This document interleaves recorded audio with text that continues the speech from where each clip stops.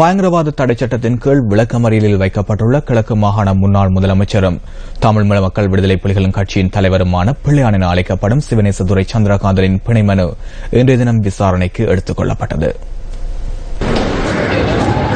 பிள்ளையானின் பிணை மனு மீதான விசாரணை மட்டக்களப்பு மேல் நீதிமன்ற நீதிபதி வி சந்திரமணி முன்னிலையில் இன்று இடம்பெற்றது. இதன்போது சட்டம் அதிபர் திணைக்களம் சார்பாக நீதிமன்றத்தில் ஆஜரான பிரதிநிதி பிள்ளையானை பிணையில் விடுவிப்பதற்கு கடும் ஆட்சேபனை தெரிவித்துள்ளார். பயங்கரவாத தடை சட்டத்தின் கீழ் கைது செய்யப்பட்ட சந்தேக நபருக்கு சட்டம் அதிபரின் ஆலோசனையின்றி நீதிமன்றத்தினால் பிணை வழங்க முடியாது எனவும் நீதிமன்றத்தில் விளக்கம் முன்வைக்கப்பட்டது. இந்த வாதங்களை செவிமடுத்த மேல் நீதிமன்றம் மனுதாரர் தரப்பு நியாயத்தை இம்மாதம் 28ஆம் தேதி நீதிமன்றத்தில் எழுத்து மூலம் சமர்ப்பிக்குமாறு உத்தரவிட்டது. பிள்ளையான் சார்பாக தாக்கல் செய்யப்பட்டிருந்த பிணை மனு மட்டக்களப்பு மேல் நீதிமன்றத்தில் மார்ச் மாதம் 18ஆம் தேதி விசாரணைக்கு எடுத்துக் கொள்ளப்படவிருந்த போதிலும் அன்றைய தினம் விசாரணை இடம்பெறவில்லை. அவரது பிணை மனு மீதான விசாரணை இன்று வரை ஒத்திவைக்கப்பட்டிருந்தது. தமிழ் தேசிய கூட்டமைப்பின் முன்னாள் பாராளுமன்ற உறுப்பினரான ஜோசப் பரராஜசிங்கம் 2005ஆம் ஆண்டு டிசம்பர் மாதம் 25ஆம் தேதி மட்டக்களப்பில் சுட்டுக் கொல்லப்பட்டிருந்தார். இந்த கொலை சம்பவம் தொடர்பில் பிள்ளையான் உட்பட தமிழ் மக்கள் விடுதலை புலிகள் கட்சியின் முன்னாள் உறுப்பினருமான பிரதீப் மாஸ்டர் என அழைக்கப்படும் அட்வின் சில்வா, கிருஷ்ணானந்தராஜா,